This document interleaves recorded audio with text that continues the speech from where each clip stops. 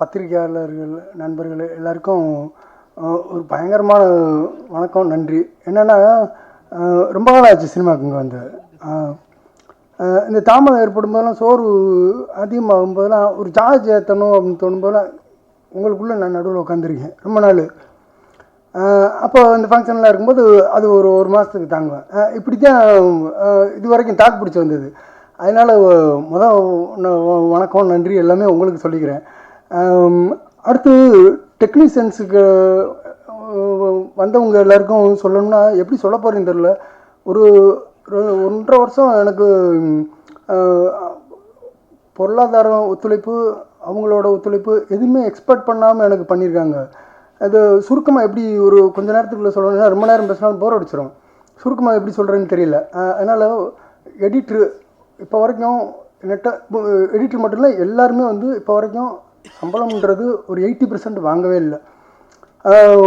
Editor 6 assistant, Surya, Ajith, Vicky, Satish, Ganesh எல்லாம் அவங்க காசு போட்டு தான் அவங்க ஒர்க்குக்கு போவாங்க வருவாங்க. என்ன எதுவுமே என்கிட்ட எதிர்பார்க்க மாட்டாங்க. பயங்கரமான ஒத்துழைப்பு இப்போ வரைக்கும் எடிட்ரு.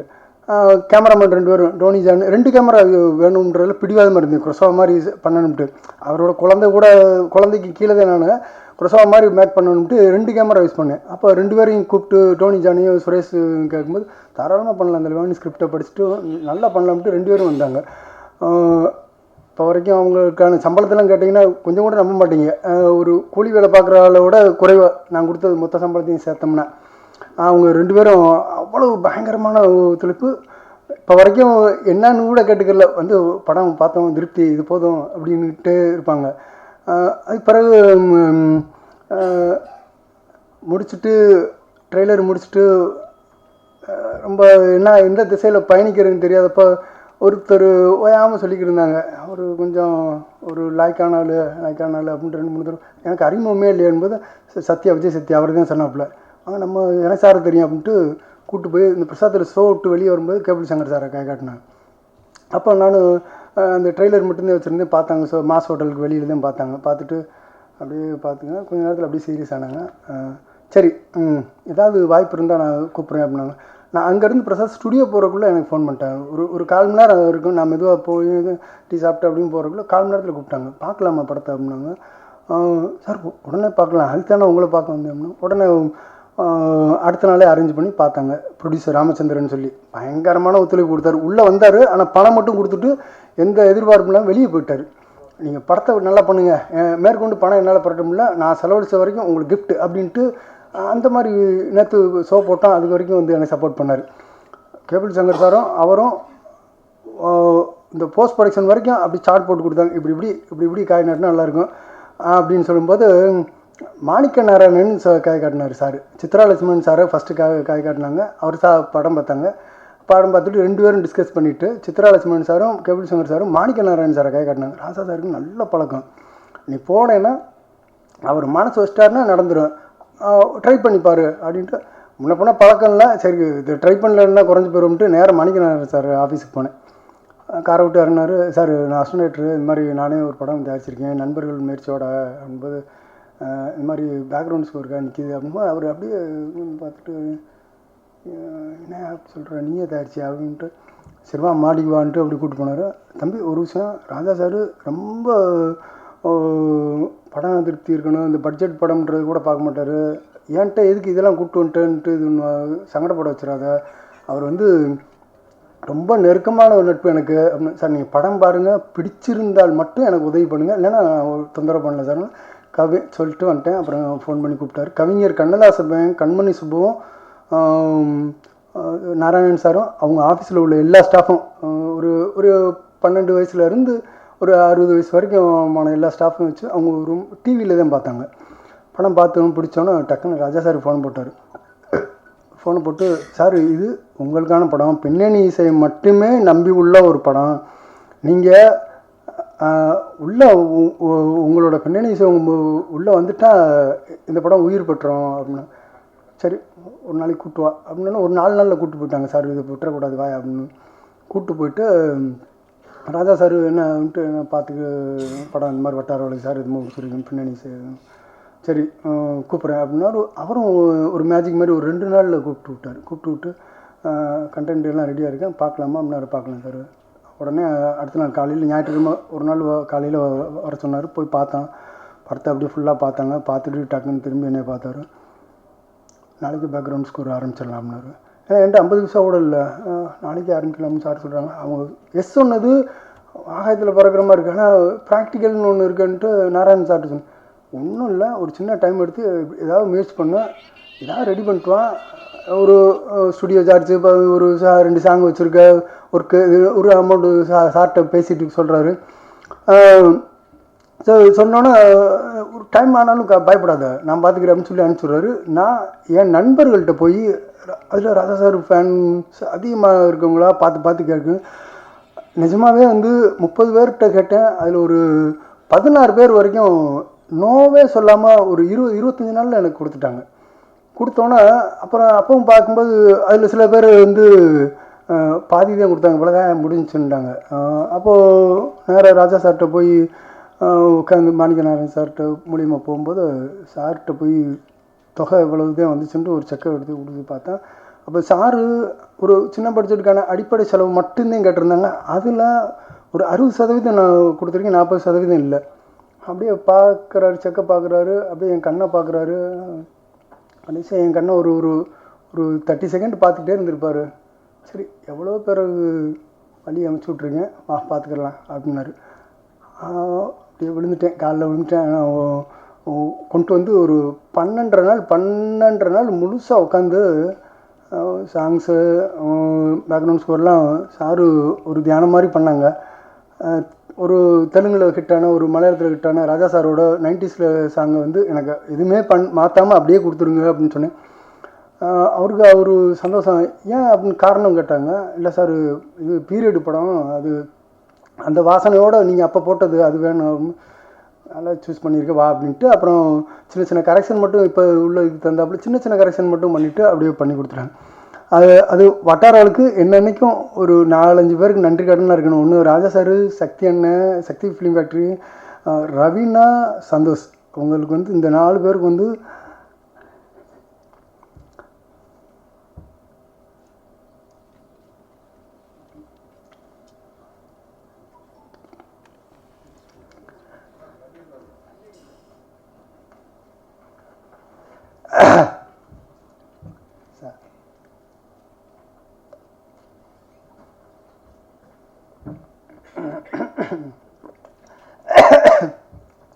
என்னன்னா சார், இந்த எமோஷனலுக்கு காரணம் என்னென்னா, ரவீனாவுக்கும் சந்தோஷுக்கும் அவங்க இப்போ நான் இந்த மேடையில் சொன்னேன்னா ஒரு செயற்கையாக தெரியும், இவ்வளோ ஒத்துழைப்புலாம் எப்படியா கொடுப்பாங்க ஆர்டிஸ்ட்டுன்னு. நான் சந்தோஷ் ஒரு ரூம் மட்டும் எடுத்துக்கிட்டாப்புல, ஒரு என் ஊரில் கிராமத்தில் ரூம் மட்டும் எடுத்துக்கிட்டாப்புல. ரவீனாவுக்கு நான் பார்த்து பண்ணி கொடுத்தேங்க, எனக்கு இது போதும், ஏன்னா இந்த மூடு இந்த வாசனையோட என்ன இருக்கணுன்ட்டு ஒரு பைக் கேட்டாப்புல, காரெலாம் அரேஞ்ச் பண்ணாதீங்க, பைக் கொடுங்கன்ட்டு. அப்படியே அந்த இன்னொரு அந்த ஒரு சேங்க மரம் யாருன்னு கேட்டுட்டு அப்படி ஸ்டடி பண்ணிக்கிட்டு வச்சுக்கிட்டு அந்த ரேக்கில் பந்தயம் ஓடுறதுன்றது அதெல்லாம் அவர் கம்மியாக சொல்லியிருக்காப்புல. இன்ட்ரெஸ்டிங்காக பேச முடியல, ஏன்னா எனக்கு கடந்த பூரா ஏன் நான் சீரியஸாகவே இருந்தேன், அதை அவர் மாதிரி ஜாலியாக சொல்ல முடியல. ஒரு தீ சுற்றும் போது நீங்கள் அந்த ஷார்ட்டை கூர்ந்து பார்த்தீங்கன்னா தெரியும், அவர் தொடையில் ஒட்டிக்கிடுச்சு, தீ பந்தம் ஒட்டிக்கிட்டு வெந்து நைட்டு 12 மணிக்கு அவர் ஓரமாக போட்டுட்டு நான் செல்ஃபீஸாக தான் இயங்கினேன். ஏன்னா ஊர் க்ரௌடு 300 பேரை கூப்பிட்ருக்கேன், அவங்க அவ்வளோ ஒத்துழைப்பு தராங்க. அந்த விட்டுறக்கூடாது, அந்த சொக்கப்பேன் கொடுத்துறது அதெல்லாம் எடுக்கணும்ட்டு நான் சந்தோஷம் கவனிக்கலை. 2 இன்சிடெண்ட்டில் ஒரு சந்தோஷம் ஒரு 1.5 நாள் என்கிட்ட பேசாமே இருந்தாப்புல. ஒன்று அந்த ரெக்லா பந்தயம் போகும்போது மேலூர்கிட்ட போகும்போது தூக்கி கம்மாக்குள்ளே எரிஞ்சிருச்சு, கருவேலை முள்ளுக்குள்ளே விழுந்துட்டாப்புல. அப்போ ஒரு 1.5 நாள் பேசாமல் இருந்தாப்புல. இதெல்லாம் ஃபைட் மாஸ்டர் வச்சு ப்ராப்பராக பண்ண வேண்டிய ஏரியா, என்ன இப்படி பண்ணிக்கிட்டு இருக்கா அப்படின்னாப்புலான்னு மரியாதை பேசுவாப்புல. நான் என் ஊரில் வளர்ந்தேன்னா அந்த ஸ்லாங்கில் சொல்கிறேன், ஆமாம் இப்படி பண்ணிக்கிட்டுருக்கீங்க அப்படின்னாப்புலான்னு. இல்லைங்க, இது ஒரு மாதிரி பென்னர் மாதிரி ஆசைப்பட்டேன், நமக்கு பட்ஜெட் அதெல்லாம் சாத்தியமே இல்லை, நம்ம முடிஞ்ச வரைக்கும் என்ன மாதிரி இதெல்லாம் பண்ணால் தேங்க கொஞ்சம் உயிராக வரும் அப்படின்னு. அப்புறம் நான் சினிமாவில் எனக்கு முன்னாடி டிஎஃப்டியிலேருந்து ஆரம்பித்தாள், நம்மளாம் வெளியில் குடம்பாக்கத்தில் வாய்ப்பு தேடிட்டு இருக்கும்போது வேறு மாதிரி முறையாக படித்து வந்தாள். அப்படியே உள்ளே இறங்கிட்டாப்புல. இதில் கேமராமேனுக்கு யாருக்காவது உடம்பு முடியல, ஒரு 4-5 நாள் டோனிக்கு உடம்பு முடியல, என்ன வந்துட்டாப்புல, என்னங்க 2 கேமரா காசெல்லாம் போயிருமேங்கன்னு. வேலை நடக்கும் நீ தைரியமாக ஆரம்பிங்க அப்படின்னாப்புல. அடுத்த நாள் வேஷ்டி கட்டிட்டு குளத்துக்குள்ளே இறங்கிடுவாப்புல. அவர் கேமராமன்றது எனக்கு அப்போ தான் ஸ்ட்ரைக் ஆகும். பட்டை கலப்பாப்புல இறங்கி உட்காந்துட்டு இது மாதிரி ஒரு கிஃப்ட்டு, நேச்சுரலான கிஃப்ட்டு அதுவாக வந்து அமைஞ்சிச்சு. அப்படி இப்படின்னு முடிச்சுட்டு படத்தை முடிச்சுட்டு கபில் சங்கர் சார்கிட்ட சார் இன்ஃபார்ம் பண்ணி வச்சேன், படத்தை முடிச்சிட்டேங்க சார் இன்ஃபார்ம் பண்ணு. என்ன செய்யலாம் அப்படின்னு விட்டாங்க. இந்த மாதிரி பண்ணிடலாம், ரிலீஸ் பண்ணிடலான்னு. சார் ராஜா சார் வேணுன்றது வந்து ஸ்கிரிப்ட் எழுதும்போதே எழுதுனேன். இது சின்ன பட்ஜெட்னு இவங்களாம் சொல்கிறாங்க, யாரும் நம்பாதீங்க. இது வந்து 8 வருஷம் என்னோடய டைமை போட்டால் பெரிய பட்ஜெட்டு. அந்த டைம் தான் பட்ஜெட்டு. ஏன்னா அந்த டீட்டெயிலை பார்த்தாலும் நீங்கள் பார்த்துட்டீங்க, உங்கள்கிட்ட போய் சொல்ல முடியாது, டீட்டெயில் பார்த்துட்டீங்க, அவங்களுக்கே தெரியும். அதில் சார்கிட்ட கேட்கும்போது அப்போ ரிலீஸ் பண்ணிடலாம்ல. சார் ரொம்ப பெரிய பட்ஜெட் போட்டு எடுத்திருக்கான், அப்படிலாம் ரிலீஸ் பண்ணிடக்கூடாது. அதுன்னு இது வந்து சக்தி சார் அவங்க மாதிரியே ஒரு இன்ட்ரோ கொடுத்தீங்கன்னா எல்லாருக்கும். ஏன்னா சக்தி சாரோட தம்பி புகழ் வந்து என்னோட 15 வருஷம் ஃப்ரெண்டு, அவன் கேமராமேன். அறிமுகப்படுத்த மாட்டேன்ட்டான். இல்லை அண்ணன் வந்து ஒரு பிரின்சிபல் வச்சுருக்காங்க, படம் முன்ன பின்னலாம் இல்லை, பேரை கெடுத்துடக்கூடாதுன்றலாம் கவனமாக இருக்காங்க அப்படின்ட்டு புகழ் அறிமுகப்படுத்துறதுக்கு பயப்படுறேன். அப்போது உங்களில் யாருன்னு சொல்ல வரும்போது ஒரு 3 பேர் என்னை கூப்பிட்டு போனீங்க. அங்கே கூப்பிட்டு போய் இந்த மாதிரி பேசி சக்தி அண்ணன்ட்டு வந்து படத்தை காட்டலாம் அப்படின்னு. ஏன்னா உங்களில் 3 பேருங்கும்போது அவங்கள பிரித்து சொல்லக்கூடாது. நீங்கள் உங்கள் சப்போர்ட் ஃபுல்லாக எனக்கு இருக்குது 15-20 வருஷமாகவே. அந்த 3 பேருக்கு கூப்பிட்டு போய் சக்தி அண்ணன்ட்ட படத்தை போட்டு காமிச்சா நான் சார் எல்லா குழந்தையும் வேணுன்ற மாதிரி நீங்கள் எல்லோரும் கொடங்கி ஒற்றன் சதீஷு உங்கள் 3 பேரும் வந்து அதுக்கு காரணம் அவங்கள கை காட்டினது காரணம் கேபிள் சாரும் விஜய் சத்யாவும். அவங்க 3 பேரும் பார்த்துட்டு சரியான இடத்த சூஸ் பண்ணியிருக்க வாய் அப்படின்ட்டு சத்யானுக்கு போய் படத்தை காமிச்சோம். பார்த்தோன்னே அப்புறம் கடன்ட்டு இங்கே வரைக்கும் கைடு, அண்ணன் கைடு எல்லாமே பண்ணி ராஜா சார் இதை முடிச்சுட்டு நீங்கள் வந்தோன்னே உடனே ஆரம்பிச்சிடலாம்னு சொன்னாங்க. அப்புறம் ராஜா சார் மேட்ரு சொன்னேன், அது முடிச்சுட்டு வந்தோன்னே அடுத்து ஒரு 30-35 கேட்டுக்கிட்டே இருந்தேன். முடிச்சுட்டு போனோடனே சொன்னேன் படம் முடிச்சிட்டேனே அப்படின்ட்டு. தீபாவளியிலேருந்து 24ஆம் தேதி அங்கே நடந்து உடனே படத்தை ரிலீஸ் பண்ணுறேன், வெயிட் பண்ணுங்க டிசம்பர் 1 கொடுங்க அப்படியே ஒவ்வொரு விஷயமா பார்த்து வேறு கணக்கு இருக்குது, நம்ம கவனமாக போகணும் அப்படின்ட்டு இந்த தேதியை தேர்ந்தெடுத்து கொண்டு வந்து நிறுத்திட்டாங்க. இவங்கள சுருக்கமாக பேசுன்றாங்க, சுருக்கமாக பேசிக்கிறீங்க. நிறையா விஷயங்கள் புத்தகம் மாதிரி இருக்குது.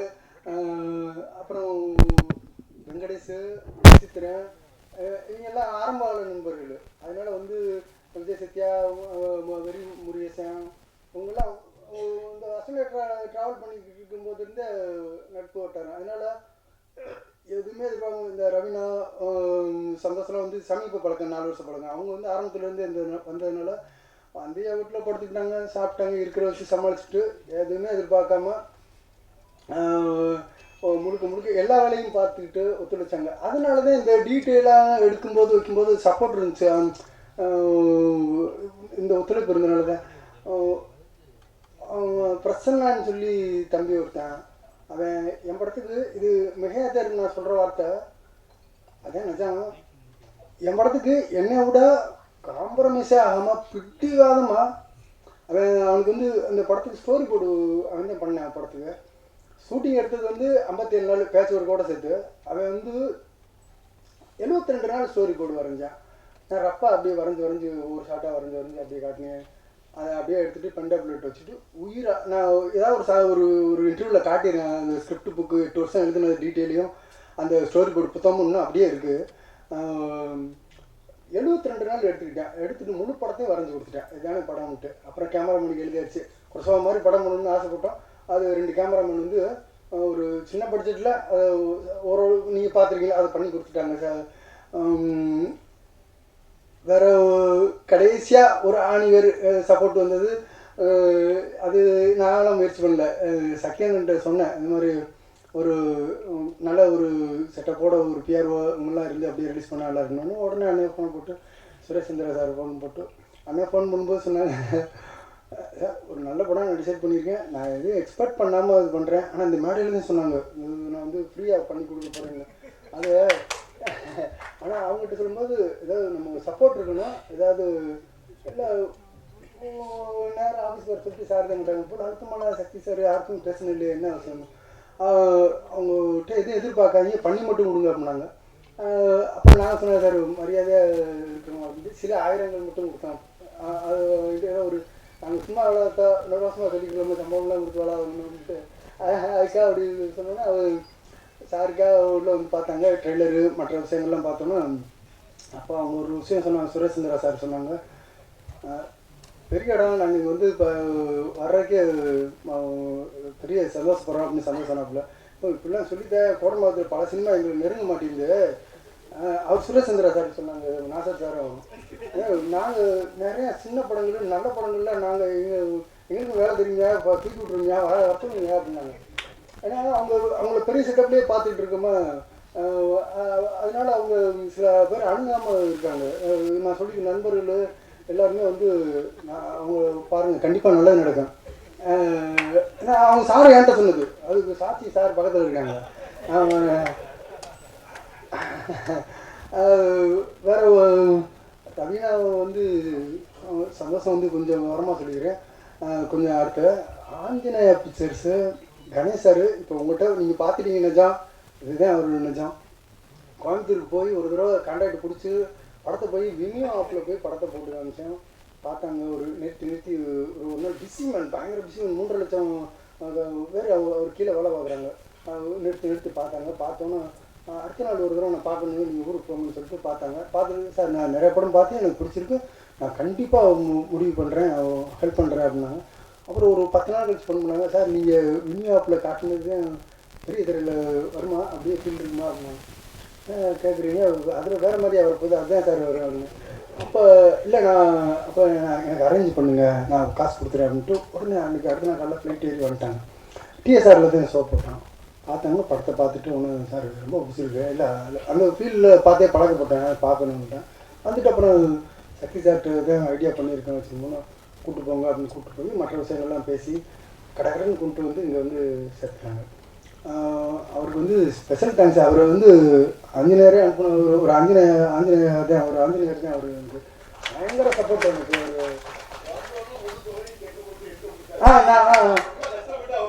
செக்கை வந்து அது சக்தி யாரை வந்து அவர் 10 வருஷமாக பார்த்துக்கிட்டு கடந்த 10 படத்தையும் பார்த்துக்கிட்டு இருக்காரு, இன்டர்வியூலாம் பார்த்துக்கிட்டு இருக்காரு. நேரில் பார்த்தோன்னா சரி எல்லாமே சரியாக நடந்துக்கிட்டு இருக்கணும்னு உடனே செக் எடுத்துகிட்டு சார் அப்படின்னாங்க. அப்போ அவர் சக்தி ஒன்று அப்போ தான் அப்படி ஷாக் ஆகி என்ன இல்லை 2 படம் ஏற்கனவே தப்பான படம் பண்ணிட்டேன், செலவு 2-3 கோடி ரூபா செலவழிச்சு விட்டேன். இப்போ இந்த செட்டப்பு லாஸ்ட்டு இந்த இடத்துல நான் இருக்கணும் இதில் போது அப்புறம் இனத்தயாரிப்பு அப்படின்ற இல்லை அவர் தான் ப்ரொடியூசர், அவர் இல்லைன்னா எல்லாமே சாத்தியமே இல்லை. அவர் ஆணியர். அடுத்து வந்து ரவீனா வந்து ஒரு கொஞ்ச நேரத்தில் முடிச்சிடுறாரு. ரவீனா வந்து ஷூட்டிங் பாட்டில் வந்து ஃபோனில் கதை சொன்னி சந்தோஷமும் ஃபோனில் சிங்கப்பூரில் இருந்தால் ஃபோனில் கதை சொன்னேன், ரவீனாவுக்கும் ஃபோனில் சொன்னேன். ரவீனா வந்து கதை கேட்டதுலேருந்து இப்போ வரைக்குமான ஒத்துழைப்பு என்னென்னா அதிபயங்கரமான ஒத்துழைப்பு. ஷூட்டிங் பாட்டில் கிளைமேக்ஸ் போர்ஷன் எடுக்கும்போது 1990 குளமங்குளம்னு ஒரு ஊரில் ஒரு அக்காவுக்கு நடந்துச்சு. அப்போ நான் ரொம்ப சின்ன பையன். அந்த இந்த இன்சிடெண்ட் அப்படியே விஷுவல் அப்படியே நடந்தது. அது அப்படியே சூசைட் பண்ணது, இந்த காக்கா பிறந்தது, சரி 4 நாள் அவங்க காணாமல் போனது எல்லாம் நடந்தது. அப்போ இந்த சீக்வன்ஸை நான் கதையாக சொல்லும்போது சார் அதை எடுக்கும்போது எப்படி சார் எடுப்பீங்க, அது பார்த்துக்கலாம் வாங்க ஏதாவது ஒயிட் மாஸ்டர் டூப் போட்டுடலாம் சாரி எல்லாம் கட்டி விட்டுருங்க.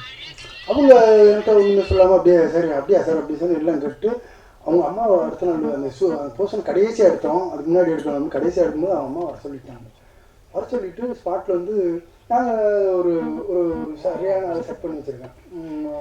கொஞ்சம் அவங்க அனாட்டமிக்கு ஃபைட்டு எல்லாமே இதெல்லாம் கட் பண்ணி இந்த மாதிரி எடுக்க போகிறோம்னா க்ளோஸ்அப் ஷாட்டு இந்த இதெல்லாம் எடுக்கும்போது பண்ணிக்கலாம் அப்படின்னு. இல்லை நான் பண்ணுறேன் அப்படின்னா ஐயோ இது ஏற்கனவே நான் சின்ன வயசில் பார்த்த பெரிய விபத்து அது, ஐயோ முடியாதுங்க அப்படின்னா. அப்போ அவங்க சொன்னாங்க ப்ராக்டிக்கலாக தயாராகி வந்துருந்தாங்க, ஷார்ட்ஸ் போட்டிருந்தாங்க, ஒரு ஷார்ட்ஸ் போட்டுருந்துருந்தாங்க. என்ன வேணாலும் எடுங்க தைரியமாக இருங்க, அம்மா மட்டும் கேமராவில் கமிட் ஆகிறது பக்கத்தில் நிறுத்திடுங்க நான் பார்த்துக்கிறேன் அப்படின்னா. ஏன்னா இந்த ஸ்கிரிப்டு வந்து நான் வந்து கேரக்டராக பண்ண விரும்பல, அந்த தொட்டிச்சியாக நான் ஃபீல் பண்ணிட்டு கதை கேட்கும்போது வந்து வாழ்ந்துக்கிட்டு இருக்கேன். நான் பண்ணுற ஒரு காட்சி கலர் ஷார்ட்ஸை போட்டிருந்தேன்.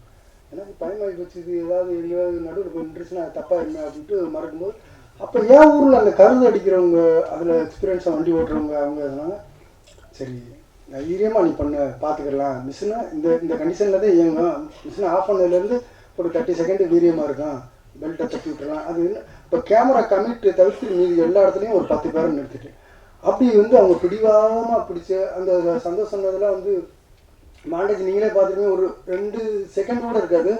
அதுக்கெல்லாம் வந்து அவங்க டிராக்டர் கீழே நிறுத்தி அதில் ஒரு ஏணி போட்டு ஏறி அந்த மரத்தில் ஏறிட்டு அது புறம் போக சொல்லிட்டு நின்னாங்க. அவங்க வாடி தைரியமாக வந்து ஒரு நவரசம் என் கார்த்திக் மாதிரி அவங்க ஒரு சீன் எடுக்கும்போது வந்து அந்த ஃபீல் பண்ணுறது இயல்பாக வர்றது.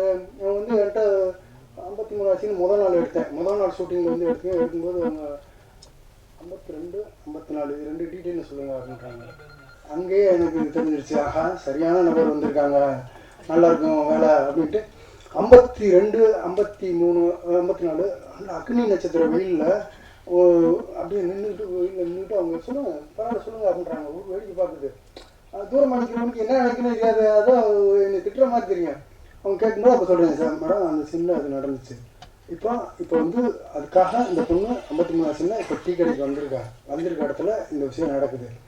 அவன் வந்து இப்போ சிரிக்கிறா, கையை கொண்டு விடுவேன்னு அவனை சொல்கிறா, அது வந்து விஷயத்துக்கு இதுக்கு அடுத்தது அவங்க அடுத்து எடுக்கும்போது நீங்கள் ஃபீல் பண்ண போகணும். இல்லை நான் தெரிஞ்சுக்கிறேன் ஜஸ்ட் வரலாம் அப்படின்ட்டு இப்படி டாய்லெட் பாத்ரூம் வசதி கூட பண்ணி கொடுக்கல.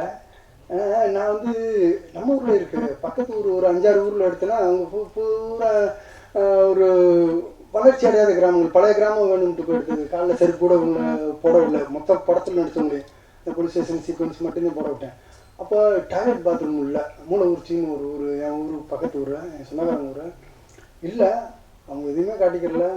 அந்த ஊர்லேயும் இல்லை டாய்லெட் பாத்ரூம் இல்லை, பூரா ஓப்பன் பிளேஸ் எல்லாமே. அப்போ எப்படி சமாளிச்சுக்கிட்டாங்கன்னு தெரில.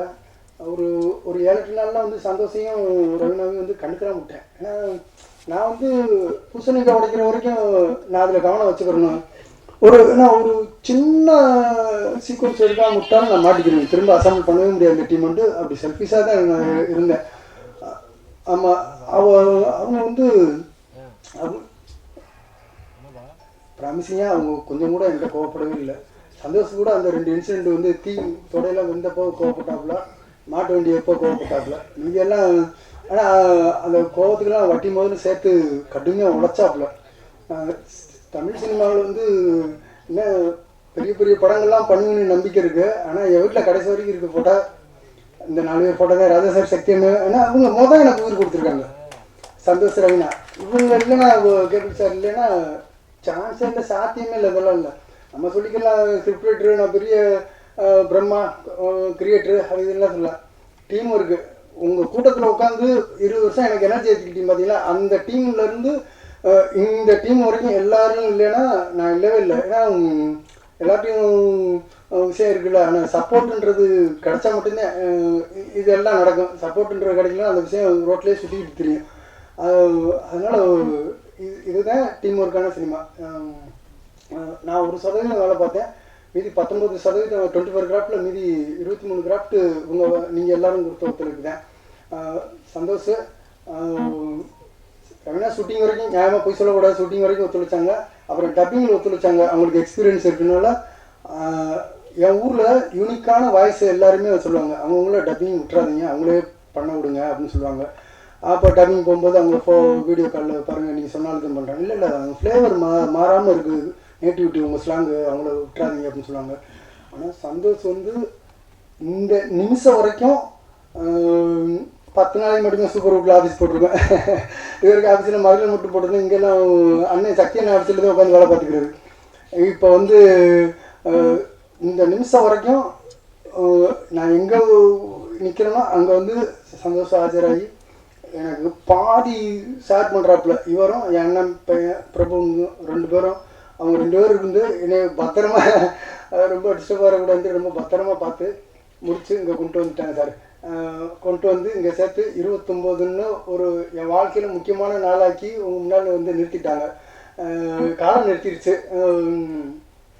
இனி வந்து குறைநிறைகளோட வீராப்பா உங்கள்கிட்ட சொல்லிட்டு பெரிய பட்ஜெட் படம்னு பொருளாதாரத்தில் ரொம்ப குறைவான பட்ஜெட்டில் சில குறைநிறைகளோட எடுத்திருப்பேன். அதுக்கெல்லாம் மன்னிச்சு திருவிழாடல் தனி மாதிரி எவ்வளோ பிள்ளை இருக்கோ அவெல்லாம் அதுக்கு தகுந்தாப்புல அதை விட்டுட்டு மீதி வந்து எனக்கு சினிமா மேல் ஆணையாக எனக்கு ஆடியன்ஸோட திருப்தி மட்டும்தான் முக்கியம். வேறு எல்லாமே வந்து பணம் அது இதெல்லாம் இல்லை. ஏன்னா அதெல்லாம் வந்து அது வரும்போது அதெல்லாம் வந்து சொல்ல முடியாது. ஏன்னா என் நண்பர்கள்லாம் எதுவுமே எதிர்பார்க்காம கொடுத்தப்போ நம்ம போய் அதுக்கு ஆசைப்படவே கூடாது. காலம் பூரா நான் அதுதான் எனக்கு கற்றுக்கிட்டு தந்த பாடம். எல்லாருக்கும் சப்போர்ட்டாக இருக்கணும். ஆடியன்ஸ்கிட்ட இருந்து இப்போ உங்களில் நிறையா பேர் வந்து இன்ட்ரோல்லே வந்து ரொம்ப பாராட்டினீங்க. நானும் இன்டர்வியூ சுமாராக இருக்கும், செகண்ட் ஹாஃப் ரொம்ப நல்லாயிருக்கும், இப்படித்தான் நான் எதிர்பார்த்துக்கிறேன். அப்புறம் செகண்ட் ஹாஃப் முடிஞ்சோன்னா ஆனால் இதில் உண்மையாக சொல்லணும்னா 1-2 இடத்துல என்னோடய குறைகளை வந்து கரெக்டாக சுட்டி காமிச்சிங்க. அது படத்தை பாதிக்காதது தம்பி, நீங்கள் தைரியமாக இருங்க அப்படின்னு சொன்னீங்க. 29ஆம் தேதி 2 எஜமானர்கள், பார்வையாளர்கள், படைப்பாளர்கள், நீங்கள் பத்திரிகையாளர்கள், பார்வையாளர்கள், இந்த 2 பேரும் எழுதுகிற தீர்ப்பு தான் வட்டார வழக்கு மைலேஜ் அடுத்தடுத்து நிறைய படங்கள் பண்ணுறதுக்கு சப்போர்ட்டாக இருக்கணும். உங்களோட ஒத்துழைப்பு முள்ளும் மலரும் காலத்துலேருந்து இப்போ வரைக்கும் நீங்கள் கொடுத்த ஒத்துழைப்பில் மட்டும்தான் தப்பிச்சிச்சு. அழகி, ஆட்டோகிராஃப், சேது, முள்ளு மலரும் எல்லா படமும் உங்களோட பார்வைப்பட்டதுனால மட்டுமே தப்பிச்சிச்சு. அதுக்கான உதாரணங்கள் தமிழ் சினிமாவில் பத்திரிகை வாயிலாக ரெக்கார்டிக்கலாக இப்போ வரைக்கும் பார்க்கலாம், எதில் வேணாலும் பார்க்கலாம். அவ்வளோ விஷயங்கள் இருக்குது. இது வேறு யார் சப்போர்ட்னாலையும் அந்த பல லெஜெண்டுகள் வரவே இல்லை. அதனால இது எந்த மாதிரி சினிமான்னு தெரில. ஆனால் உங்கள் சப்போர்ட்டை மட்டும் எங்கள் யூனிட் சார்பாக வேண்டி விரும்பி கேட்டுக்கிறேன். வேறு யார் பேராவது விட்டுருந்தா எடுத்துக்காங்க. ஏன்னா உங்கள் சினிமா நான் பத்திரிகையாளருக்கு இதே பூர்வமான பணிவான வணக்கம், நன்றி சொல்லி உங்களை அதிகமாக எதிர்பார்க்குறேன் உங்கள் சப்போர்ட்டு. நன்றி சார். அடுத்து ஒருத்தர் கூப்பிட்டுக்கிறேன். என்னென்னா அவருக்கு 6 பேர் படத்தில் இருளாயி, ஊதல், கஞ்சா குடிக்கி, கருப்பியா, சேங்கமரம், கருப்பியான்ற சேங்கமரம். இப்போ உங்கள் முன்னால் அவரோட எக்ஸ்பீரியன்ஸை உங்கள் முன்னால் இதே பூர்வமாக எடுத்து வைப்பார். அவரை நான் அழைச்சிக்கிறேன்.